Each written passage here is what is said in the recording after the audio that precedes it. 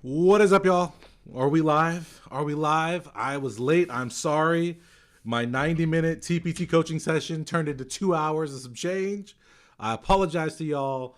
But it is me. It is I. It is he. It's you. Hi. No, wait, no. It's me. Hi. I'm the reason it's why. Or something like that. Taylor Swift. I don't know. But it's me. It's Dr. Pinesett. And I'm answering your guys' questions tonight. I'm not on the whiteboard because I was just finished coaching. But we're here. What do you guys want to talk about? Let's get at it. Let's get better today. That's why we come here, to get better. If you don't know who I am, maybe I should reset. Maybe I should start these things by introducing myself. I'm Dr. Pinesett. I am a student who was first generation, who was disadvantaged, who was a terrible student, who was awful, who was no good, who was in danger of not only losing my med school dream, but losing out on even graduating college. I was a bad, bad student in a bad, bad way. But I made corrections. I got myself on track, got myself informed, got myself into Stanford Medical School, and I crushed it all throughout the process. And because I know what it is to struggle, right, and to have strong adversity, I'm all about helping premeds conquer that and climb that hill like I did and become successful. And so it's my mission to make sure that any student, any premed who has big dreams, who wants to go to medical schools, has the resources and has the support they need to go. And that's why we are here every week, live action, on Tuesdays, to give you guys a semblance of community. So if you are coming here and you are showing up on Tuesdays and you think there's someone else who could benefit from having some like-minded people, who could benefit from some positivity, who could be more productive in their life, tell them to come join us. We are the cult of greatness. We don't make excuses. We just dominate everything, y'all. And so that is our focus. That is our objective. And that is why I'm here, to help you guys get better. Every single Tuesday, live action, 6 p.m. This YouTube, we are live on YouTube right now. Hello. But it's also going to the podcast. I'm starting uploading the podcast episodes, so make sure you guys check those out. What do we want to talk about today? Oh, yes, I am a Taylor Swift hater. I'll be honest. I'll tell you guys the truth. I don't see the appeal. I get it. Like if I was a teen girl, I get it. But there's like adults to be falling over Taylor Swift, and I'm like, I just don't see. But she's amazingly talented. I'm not poo-pooing Taylor Swift. I just don't understand paying thousands of dollars to see Taylor Swift strum that guitar. I don't see that. Just me. Just putting that out there. So what do you guys want to talk about? We're here for you guys' questions. Is this live? It's always live, y'all. Is this live? It's live. One of the things I love, I just finished coaching with my pre-med students. And so we meet every single Tuesday and we do MCAT, we do studying stuff, we do pre-med process, we have med students who are in my group who come pop in and do their stuff. But some of the common themes that keep coming up over and over and over again that I want to share with you guys, that I want you guys to be purposeful about, is that we cannot achieve anything we have not set our mind to. And a lot of times, guys, we say, oh, my mind is set, that I want to be this, I want to do this. But we aren't actually understanding what it means to set a mind, to have a mind set for something, for whatever success that might be. And when we talk about having our mind set, it's not just oh, I want this, I need this, I'm looking at this outcome. It also must be that our mind is set on the details of the execution to get there. We have to be detail-oriented, hyper-critical people. And I said this all together in one sentence, but it's different. Meaning that if I say to myself, I want to get to medical school, I want to be in medical school, I want to be a doctor, that's something that matters to me. Great. Now we've got our mindset on an outcome. Now it's imperative that we now look at and we create a detailed structure of how we're going to get there, step by step, brick by brick. And far too often, I encounter students who have not taken the time to educate themselves, inform themselves, and turn themselves into true experts of the process of creating the product they want for themselves. I want to be a doctor. Sure, a lot of people want to be a doctor. But what must you do to get from where you are, wherever that may be along the spectrum, to get to medical school? If you haven't asked that question, then you haven't taken the time to get informed and educated, not at a superficial, not at a trivial, not at an average level, then how can you expect to be able to put in an expert level plan for your journey? And we talk about, people say, right, failing to plan is planning to fail. It's the truth, yet so many of us have goals, have hopes, have ambitions with no plan in place. None. Flying by the seat of our pants, hoping, wishing, praying for better. How many of you guys as students? Oh man, I want A's. I want to be a great student. Where's the plan? Where's the schedule? Literally, when I go out into these events, guys, I'm like, where's your schedule at? I did doing a string of medical school events in the past couple weeks. I'm doing another medical school event coming up this following. I'm doing 2 full days. I'm doing 2 8-hour days at an East Coast medical school. So I'm flying out there. I'm doing these 2 full days. And it amazes me every single time I go out to these events. These are medical students I've been doing the last couple of weeks. One of the things I talk about with medical students is studying and time management. Because it's a problem. Medical students are overwhelmed. It's even worse than what you guys experience because there's so much stuff coming at them. And I ask them, okay, well, what's your schedule? And then they start like, oh, well, we have this at this time, we have this at this time, this time, and they're listing out the schedule the school lays out. Like, okay, we have to be in class this time, blah, blah, blah. I'm like, no. What is your personal schedule? What have you decided? What have you planned for your day, for your week, for your allocation of time, energy, focus to get you to your goal of getting a residency? And they're like, wait, I can make my own schedule? I should blah, blah, blah. There's no plan to execute. And for many of you guys as pre-meds, that's the way you're living. You don't have a plan for your studying. What's your schedule? What is your resource allocation? What books will you read? What lectures will you go to? What notes will you take? What are we allocating our time on? What's our plan to executing? As a pre-med, what's our plan for executing as a pre-med? Yes, I know I need all these check boxes, right? But what is my plan to actually obtain those? And not only obtain those in an average way, but to obtain those in an excellent, a standout, a distinct way that's going to get me into medical school. There's a difference there, right? That mindset of a plan, a planner's mindset. I love anesthesia. If you guys don't know, I'm an anesthesiologist, and I love it because it is a specialty of vigilance. It's a specialty of planning. And when we talk about this mindset for planning, the first part is being a planner. Oh yes, I've made a plan. Yay! That's a big step, right? A lot of people don't do that. We have a plan to get into medical school. The second part of that planning mindset is the vigilance mindset, where we say to ourselves, I have a plan to avoid danger. That's what we do in anesthesia. I make a operative plan, an anesthetic plan for the patient. I say, hey, the patient has these medical conditions, takes these medicines. We're trying to do this surgery under these conditions.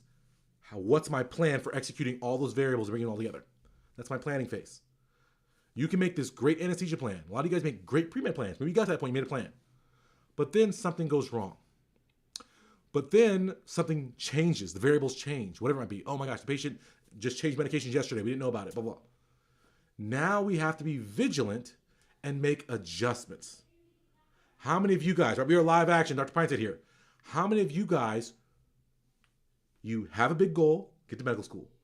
You made a plan at some point, you sat down with your counselor, whatever, you made a plan. It might not have been a good one, but you made a plan.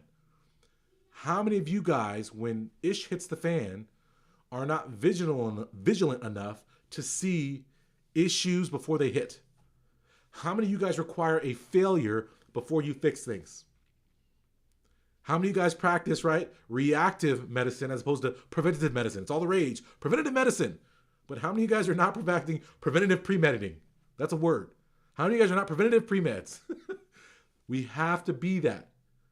We have to look ahead for issues. And then when issues do arise, because we can't avoid all issues, are you comfortable enough in yourself to be critical? And ask yourself, what's in my control that I can change, that I can fix to move past this problem, right? We take responsibility. It's not blaming, shaming. It's accepting responsibility. We don't make ourselves feel bad, but we hold ourselves accountable so we can raise our standard and perform better and be better, okay? That part of it, being vigilant. That's our mindset, our planning mindset. The last part of this mindset, beyond vigilance, is stick-to-itedness. How many of you guys are determined, are unshakable in your perspective of your future? Meaning you are willing to do whatever it takes for as long as it takes to go through any obstacle, to any heartbreak, through any whatever to get to your goal. So many students don't have the resolute nature and the resolute mindset to get to medical school because when it gets hard, they quit, they cry, I'm upset, oh, I'm hurt, right? And where our parents and our education is partly to blame, right? Because from an early age, we're going to medicine. People are like, oh, you're so smart. Oh my gosh, you're so science oriented. Oh my gosh, you're such a kind character. You should become a doctor, right? They fill our heads with these hot air balloons. And for some students, we internalize that. We look at ourselves, we are the pre-med, right? We see ourselves, our identity is, oh, I'm perfection. I'm better than everyone. I know more than everyone else. I'm more on top of it. I don't ever need help. They praise me for being an independent learner. How many of you guys are in this boat where they've praised you your whole life? And so when we have our first hiccup, we have our first struggle, we have our first moment where we don't know everything, it hits hard and it makes it so challenging to stay successful. And something I deal with medical students is I teach them about this psychology of being vigilant and reshaping their perspective and the way they see themselves and their learning, and start to look at themselves and looking at medical education as a lifelong learning process where you are never at any level expected to know everything, but you are expected to know what you don't know and know how to access said knowledge. Did you ever hear what I just said? It's an important skill of a physician, is knowing your limits, knowing your boundaries, and then knowing where to seek help and where you get the answer from. That's a skill. Seeking help is a skill in medical training. You got to have that mindset. Whatever happens, it's not the end. It's not a deal breaker. It doesn't make me a bad person. There's no shame in not having all the answers, having all solutions. Struggle will come. Stress will come. Setbacks will come.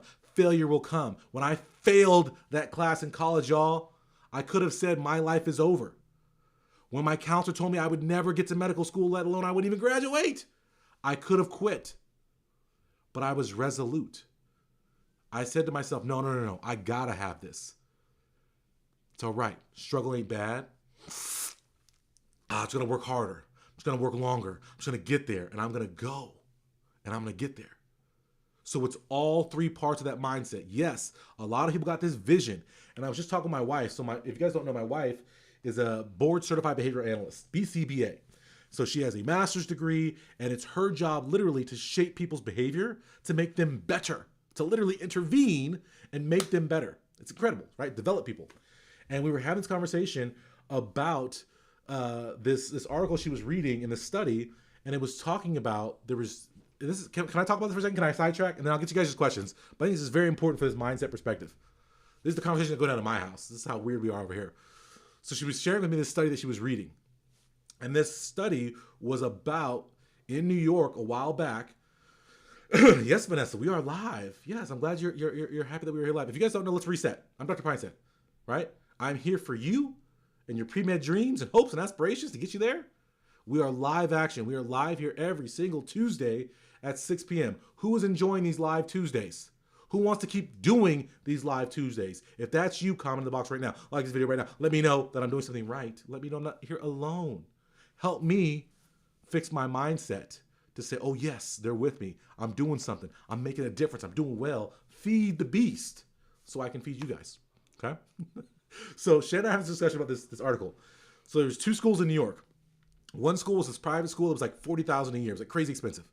This other school was this like broke public school. They had like no resources and whatever, blah, blah, blah. And so these lawmakers thought it'd be, hey, let's do a great thing. Let's expose students from the rich school to the poor school. And let's expose poor students from the poor school to the rich school. And so they were going to crisscross, right? Like it's like an exchange program. Like, oh, it's going to be great for the students. Okay. Well, before I tell you guys what happened, what do you guys think? Okay, if you took kids who went to an underfunded public school and you took a handful of them and you put them in a $40,000 a year school and vice versa, what could be the potential problems with that? Lombre said, I read this already. Okay, so tell me what happened then. What do we think? What do we think? I can wait. We're live action, y'all. We can wait. We can have a conversation. Right? This is about community, connecting. Culture shocks. In what way? How would it be a culture shock? Right? It's all rainbows and sunshine. This is great. It's exposure. We're showing these poor kids how the wealthy's at it. We're trying to show them beautiful things and possibilities. Yeah, you would think they'd conform. No. So the actuality in this study was, it was like all over the place, right? But the truth is, and the real crux of it, there was actually one girl who completely disappeared. She ran away. And the reality is, and they were asking, what happened? What was going on? And she looked at it, right? There were some students who were like, oh yeah, this is great. Like I can see this, blah, blah. But let me take it a step back. Across the board, essentially, most of the poor students either said, okay, yeah, it was cool to go and nice to see it. Didn't really faze me. Or there was other students who were like, listen, I hated it. It's devastating. And across all three of those groups, what was consistent is that these students saw being there at that school as something that was unattainable. And then how they mindset perceived that unattainability and how they reflected on that and their place in that and what it meant to them, that impacted how they went from there. And I say this to say that one of the girls, the girl who ran away, she was a student who was high performing at her underfunded school. And she had high aspirations for her life. She wanted to do great things. But then when she went to this other school, you would think like, oh, she's going to go there and see all this great stuff. And it's going to motivate her even more. It actually made her depressed. It made her want to quit because she said, no matter how hard I run, no matter how hard I try, no matter what I do, how in the world am I ever going to be able to compete with these students for this top goal, for this amazing future I want? They've got resources. They've got AP classes coming out of their ears. They've got all these things. I've got none of that. Yes, I could do AP classes, but they don't even offer them at my school. So how can I compete on the same field as these people? And as students who are disadvantaged in a pre-med world, it can feel that way sometimes. You look around and nobody looks like you. They don't have the same concerns as you. They don't talk about things the same way you talk about them. And you can look at it and you can say to yourselves, man, I don't belong in this field. And what sucks, and this is the freaky psychology of the internet, one of the things that get preached about a lot is exposure. Like, let's see colored physicians. Let's see disadvantaged people. Let's see these doctors, right, on social media. Let's see them in places. Exposure, let's see them. The problem is, for many students, when you see the black guy in the white coat, when you see the person from poverty who's the neurosurgeon, like the Ben Carson story, when you see these things, sometimes it can feel unattainable. Sometimes it can look like so far away that we tell ourselves, well, yeah, that person did it, but I couldn't do that ever. And we subconsciously quit on ourselves before we even begin. And what's worse, I think, than just quitting on medical school is the slow quit, the slow death of medical school, where you're in pre-med, but you're not fully committed because you don't have the mindset perspective that you can actually attain it, and it feels unattainable, and so you don't commit yourself, and therefore you don't what? You don't give everything you got. You don't go get those opportunities. You don't perform at your highest level. You don't stick through the struggle, and so you have a slow spiral to not getting into medical school.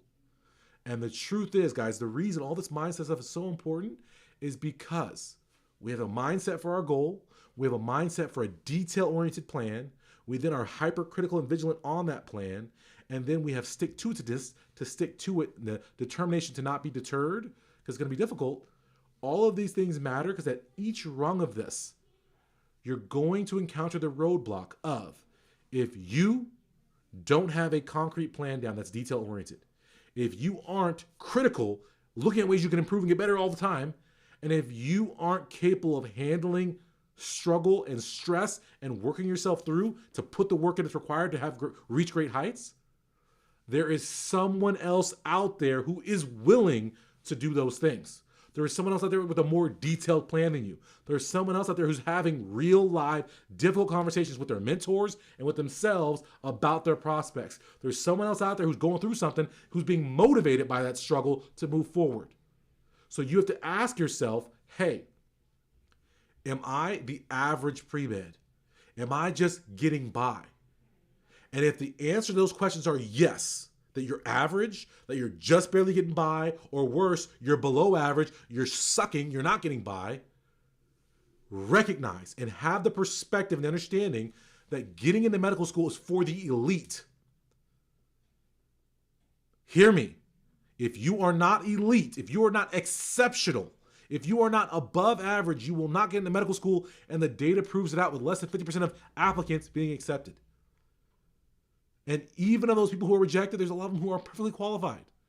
But it's millimeters. It's not feet. It's millimeters of execution, of the details of their plan, of tweaking that plan as they go along, and of having the mentality of when I hit failure, I don't slow down, not even for a minute. I run and I go. No excuses. I will dominate. I will get through and I will go. Does everybody understand what I'm saying right now?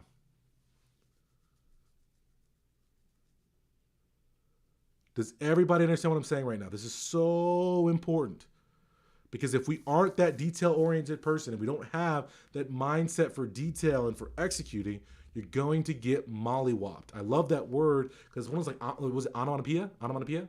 Like pop is a word, but it sounds like the word. Mollywopped is that word. We don't want to get mollywopped. I love it. We just had match week. If you guys understand what I'm saying right now, like the video. Comment in the box. Do something to let me know that I didn't lose you in that in that long talk there. We just had match week last week.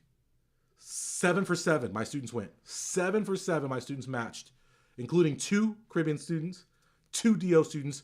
We matched. And what was awesome, it was funny because I was working with another one of my students that day. And he's like, hey, are you getting any texts about match day, matches where people are going? And I'm like, match day is kind of uneventful for my students because we've high aspirations. We know exactly what residencies we want. We then put in a concrete plan. We then tweak and modify and work and get at that plan. And we are determined and we will not be deterred. And we work that plan to the highest of levels so we know ahead of match day, we golden. So the week before match, 2 weeks before match is all exciting. But match day is like, it's like an afterthought because we already know we're that confident, we're that secure that we can get there. And for you guys as pre-meds, if you feel doubt in your process, there shouldn't be doubt about whether you're going to get into medical school. You should know you're getting into medical school because you should have formed a solid plan. You should have sources of valuable information and expertise. You should have a critical eye where you're always looking for ways to get better. Because if you're getting better every single day, if you're moving forward every single day, med schools can't keep you out. But if you're stagnant, right? If you're sliding back downhill, you're not going to get into medical school. You got to be the elite, the excellent. And that's why we're here, right? For you guys to get expert advice. So this is free coaching with me. If you guys want all the goods, all the details laid out, if you want all this stuff, get to my website, guys. Get into my courses. It's no joke. It's no bull. It's the real deal. We execute. We are nuanced. We are detail-oriented. That's what we're all about. So with that all being said, since you guys wouldn't ask questions, I went on a 20-minute rant right there. But what do you guys want to talk about? Are there actually some questions here in the box? If you have questions, put them in the box. We can answer them and get at it before I get out of here. What's going on? Christopher said, currently a new grad RN and loving it so far. How long should I wait before enrolling in APRN school? Thanks. APRN. What is this acronym APRN? Let's look this up together. It's so funny. That's one of the great things about nursing. Oh, just advanced practice. Okay, there we go. I'm like, so many acronyms in nursing. It's one of the beautiful things about nursing. I always tell people, nursing, like, should I go into nursing? Nursing versus being a doctor. Maybe I should do a whole video. I'll do a whole video about nursing versus being a doctor. But in a nutshell, nursing is a great field, great career. Why? Because when you talk about careers, you want stability, you want income, and you want flexibility. When you are a nurse, you have all those things. You're stable. You got union. There's plenty of nursing jobs. The demand's only going to go up.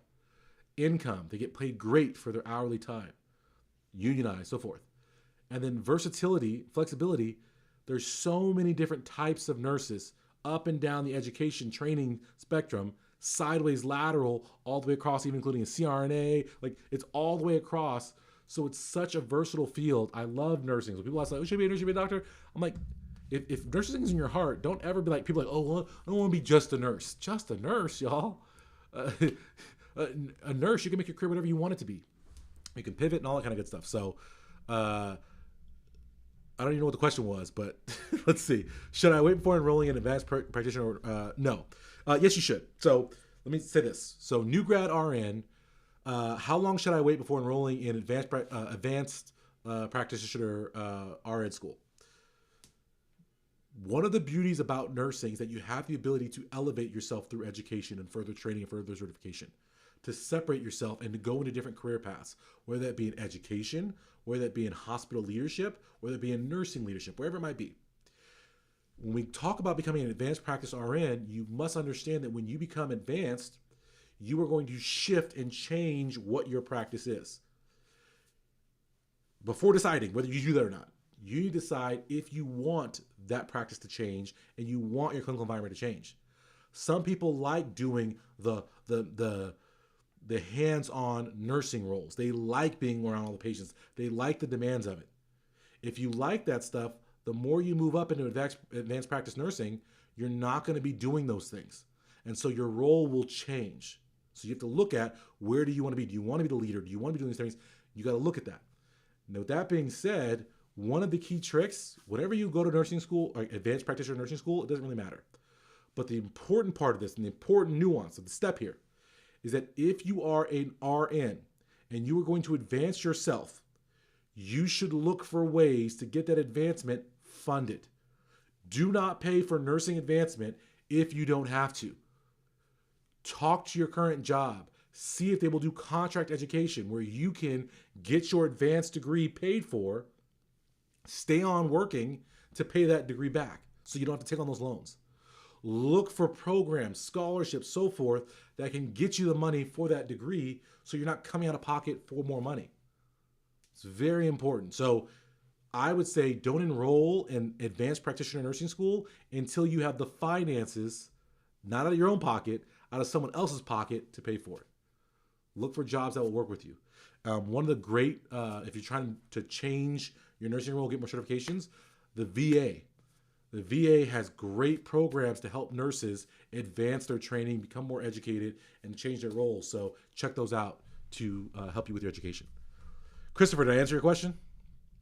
Was that a sufficient answer? Did everybody like that answer? Did that make sense to everybody, what I'm saying right now? Okay. Mo says, if you had 50 days left for the MCAT exam, would you focus more on practice questions and exams or more content? That's an easy question for me to answer. And I think to answer that question, let's go back a little bit, right? When it comes to the MCAT, we have to understand that our MCAT prep, or at least your MCAT prep, I should say that. And not me, I'm old. You see the gray in my beard right here.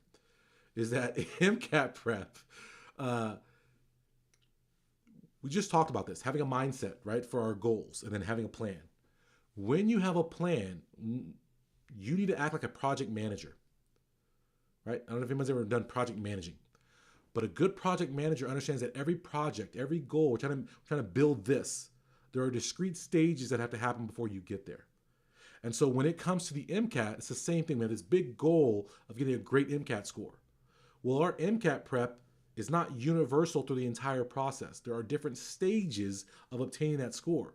And in each of these stages, we have discrete goals and objectives, which is important because then it allows us, right, we have different outcomes we're trying to get to in each stage. That allows us to have discrete strategies for each one of these stages. So in my MCAT course, it's actually laid out. I break MCAT prep into the chronic period, which is well away from the MCAT, right, over your whole career.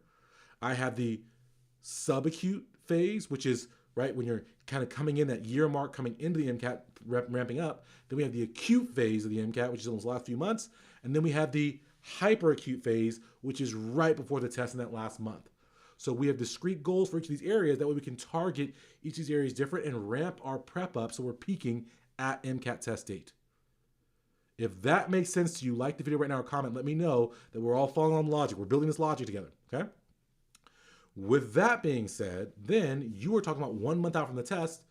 How should you allocate your time? Questions, content. Questions, content. That's the real question, right? Should I read more? Should I do more questions?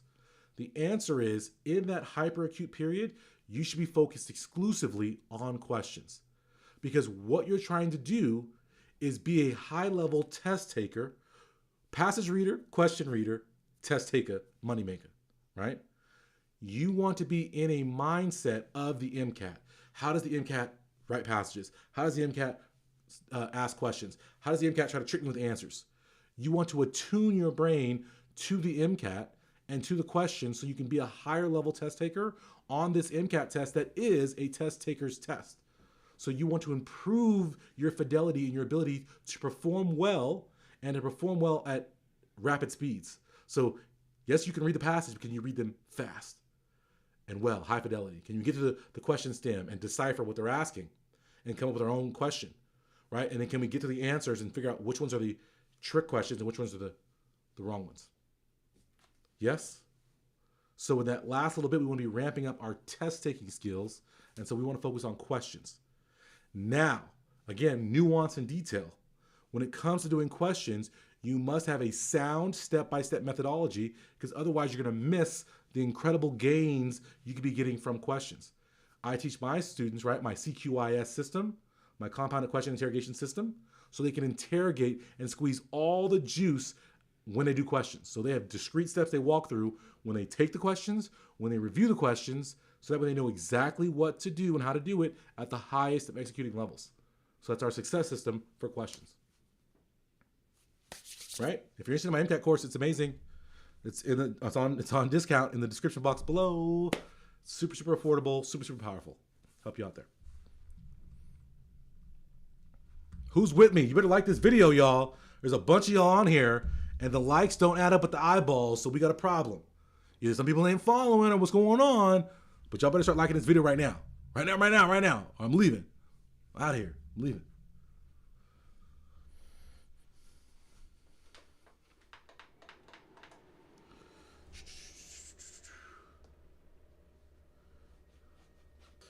How do I feel about a part-time pre-med student? That's a good question. Okay.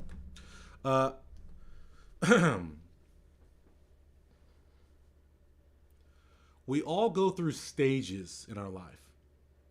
And when I say this, I bring this up because we talk a lot about work-life balance and all kinds of stuff and then whatever. In our lives, we have to find, there's no one single balance, it's the balance at that time in our lives. And so when you are a pre-med, you're going to have stages of your pre-med career. Just like you have stages of your doctor career. And as a pre-med, so about how I feel about being a part-time pre-med, well, it depends on what stage of your career you're in. If you're early in your pre-med career, why would you be part-time, right? Maybe you're working part-time, going to school part-time. That's fine. Okay, that's one way. But as you go through your journey, you need to be becoming more and more focused on your pre-med pathway such that you can compete with all the full-time pre-med students. If you are a non-traditional student, this is where probably this question is coming from. I know Armani's a little older, is that if you are a non-traditional student and you are balancing life and your job and being a pre-med, it's very important. It's one of the things that non-traditional students mess up on when they don't get into medical school, is that they forget that medical schools have lots of qualified applicants, lots of high GPAs. When they sit down in that final room, they're scrutinizing, how did this person allocate their time? Did they make the most of their time and their life situation? So if you are a non-traditional student and you got a family and you got a job, you got to work to support yourself, and you're in the pre-med stuff, it's imperative that in your application you do yourself the service. Don't just do yourself a disservice. Do yourself the service of laying out for medical schools, making it very clear to them, it may seem like I was a part-time pre-med, but I was a full-time pre-med. In order for me to get to medical school, part of my pre-med process was that I had to raise my kids. Part of my pre-med process was that I had to work a job to support myself. Part of my pre-med process was that I had to put the classes in when I could fit them in. You articulate that to medical schools, and that creates a context, a clarity for the fact that, yeah, it may look like I took a light class load, but even though I took a small class load, my life load was big.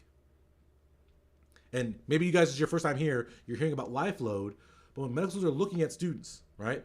And we want to see that they maximize their time.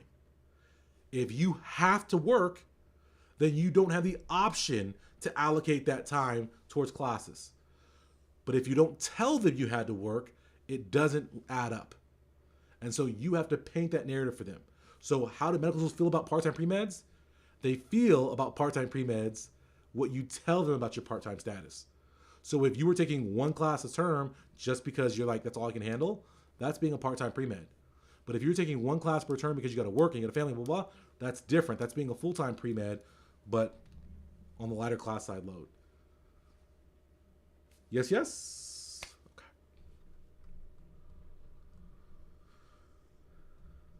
All right, what do we have? 35 minutes. All right, we'll do a couple more questions, see what's up. Hello, everybody. Dr. Pinesett's here. It's Tuesday.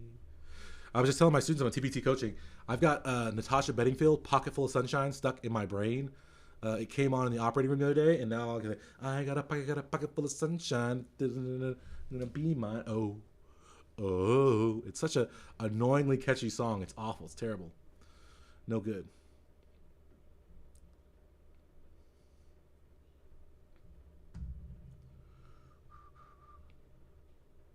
Yeah, academic trading places. I like that.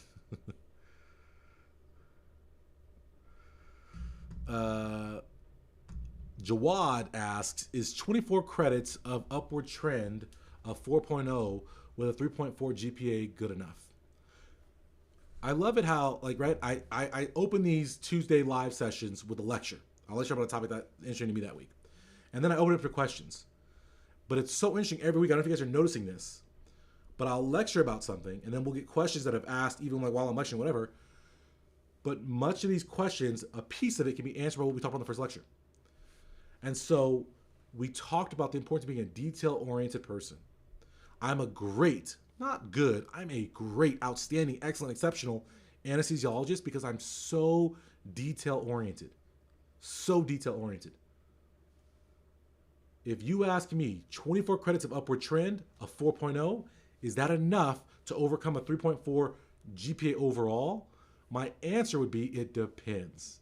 What does it depend on? The details of that 3.4 GPA, right? So if you have 24 credits of 4.0, but you have 100 other units, that's pretty good, right? It's about a quarter of your units. But if you have 24 credits of upward trend and you have 200 and something units of subpar grades, and maybe, right, that 3.4 GPA, maybe your first 2 years you were good, you were a 4.0 student, then your last 2 years of college, you were a 2 something student, and now you got 24 good credits on the back end. I don't look at it the same as someone who had bad first 2 years, great third and fourth year, and now exceptional last 24 credits. So you have to look at the details and the nuance. Your upward trend, a GPA is an average. Your upward trend only matters so much as the weight it carries against the rest of your grades. So therefore, the longer your trend, so the more units of upward trend, more time of upward trend, coupled with the number of units relative to your total units of upward trend, that's what makes the difference. Does everybody understand? Does that make sense to everybody? The more classes I take, and the longer I start showing them I'm an A student, I'm an A student, I'm an A student, I'm an A student, that's what you want. And Jawad, I commend you because your upward trend, you understand, and I hope everybody understands this, if we want to improve our GPA, we must be a straight A student. I said it. Does it hurt your feelings, some of you guys out there? I don't care about feelings. I don't care if, oh, you're being a perfectionist. No, I'm not. I'm being a realist. If your GPA is subpar, anything less than an A doesn't help you get to medical school. All it does is add in more average or below average grades into your already not so great GPA. We've got to be getting A's. And if you aren't prepared to get A's, we've got to identify what's wrong with our studying, what's wrong with our time management, what's wrong with our life, and we got to fix it. We got to get into Dr. Pinesett's 5 Pillars course and figure out how we can be an effective, efficient, high-level student and get the A, not sometime, every single time, to improve our GPA. Okay. I'm out of water, which means I'm out of answering questions. Should I do one more? All right, I'll do one from the bottom here. Let's see.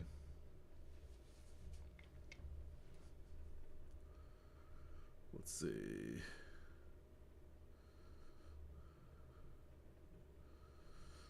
Oh, I appreciate that. Antonio's back again. I appreciate that, Antonio, you saying that. First year medical student purchased and used Dr. Pinesett's courses. Dr. Pinesett's the truth. I appreciate you saying that. Because I am the truth, y'all. We're here right? I am the truth. I am the solution. I'm here to help you guys. I'm giving up my time this evening after I've already done, excuse me, I did 2 hours of coaching before this, and now we're on minute number 40 of this session because I care about your success, not about your feelings, about your success. All right.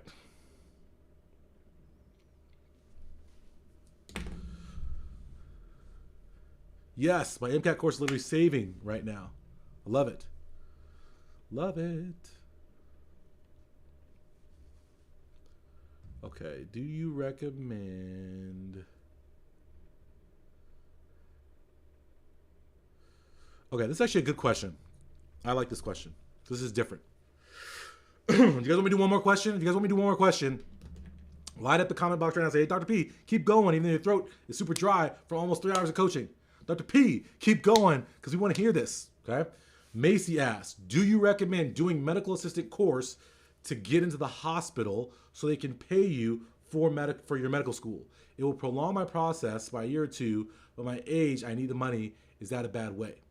And the answer, guys, is should you be an MA before you go to medical school? The answer is you should not. So there are a lot, in my TPT course, my Dominant Premed course, I lay out ways to get clinical experience and ways to get paid clinical experience. Being a medical assistant is not a valid pathway towards medical school. I say this because, as Macy kind of sort of pointed out, but not necessarily as a bad thing, is that being a medical assistant requires a ton of classes and a ton of work. So you are literally detouring so far out of your pre-med path to become a medical assistant that it doesn't make sense, particularly because the pay you would receive to be that medical assistant doesn't compare to the pay you would get in other similar clinical roles that require a lot less detour out of your pre-med pathway. So being a medical assistant in a vacuum is great career, but not if you're trying to go to medical school, because the time you're going to spend and the effort you're going to spend getting that medical assistant set up doesn't pan out for your overall career and the payback in terms of what you're going to get from it. If you need money as a pre-med, as Macy just said, find a high-paying job to continue your pre-med pursuit. Because if you're broke now, the longer you take to get through medical school, all you're doing is lengthening the window that your loans are outstanding accruing interest, the time it takes for you to actually start earning a real salary, start making a real divot in your broke studentness. And I can say this, right? As someone who now is on the other side, I'm a physician, coming from broke to being a physician is a lot more fun financially. And I can say that because I know what it is to be the broke student. And I can look back on that and I can be, oh man, I did kind of dilly-dally in parts of my journey. I went and worked in consulting, did some different things, right? But I can tell you that even though you think you're making significant money towards your journey in medical school, when you're talking about $200,000 plus of medical school debt, the money you're going to make making $20, even $40 an hour is insignificant, is trivial, and will not impact your bottom line getting into medical school. So what you need to do is find a way that you can earn really good money and still stay on the pre-med track to quickly get to medical school where the floodgates open and there's lots of funding available to help you through medical school, through residency, until you start making big physician money. Then you pay everything back. So Macy, do not go be a medical assistant. It takes too long, too much of a detour. Doesn't pay enough once you get it to really offset the time you spent, and you're just basically in a repeating cycle of not getting there to medical school. So do not do that, Macy. I do not advise that. Do something else. All right, everybody. I'm gonna go run away, run away. I hope you guys have a wonderful evening. I'm Dr. Pinesett, like I said. I have a discount link for you guys in the box below.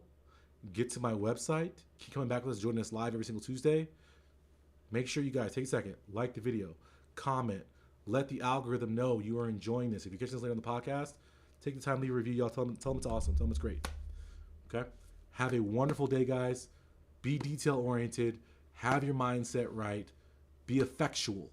Get to your goals. Everyone have a wonderful evening. I'll see y'all laters.